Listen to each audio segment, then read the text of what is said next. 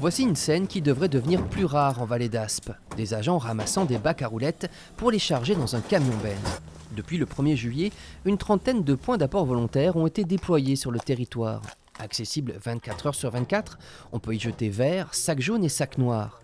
Ils viennent se substituer soit à la collecte en porte-à-porte, soit à d'anciens points de regroupement de poubelles. L'intérêt pour le Sitcom du Haut-Béarn qui gère la collecte des déchets est de réduire ainsi ses coûts.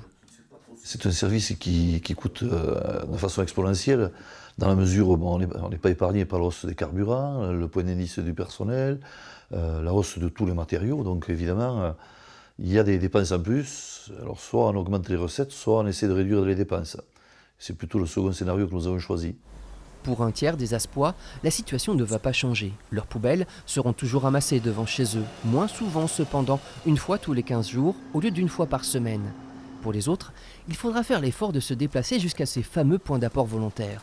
On essaie de se fixer une règle, en tout cas, sur déjà le nombre de points par rapport au nombre d'habitants à desservir. En milieu rural, on part sur 1 point pour 70 habitants en moyenne.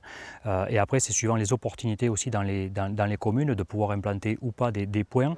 Au-delà de ces considérations logistiques, le SICTOM s'efforce de convaincre tous les administrés de réduire le volume de ces déchets, notamment en favorisant l'installation de composteurs collectifs, comme ici à Sept-Éguin. Une fois que le compost est mûr, on se le partage, on fait un moment de convivialité, on a dit tout à l'heure, un goûter compost. Et sur ce goûter compost, on se partagera le compost mûr. Dans les mois à venir, d'autres composteurs et d'autres points d'apport volontaires devraient apparaître sur l'ensemble du territoire de la communauté de communes du Haut-Béarn, qui regroupe 32 000 habitants.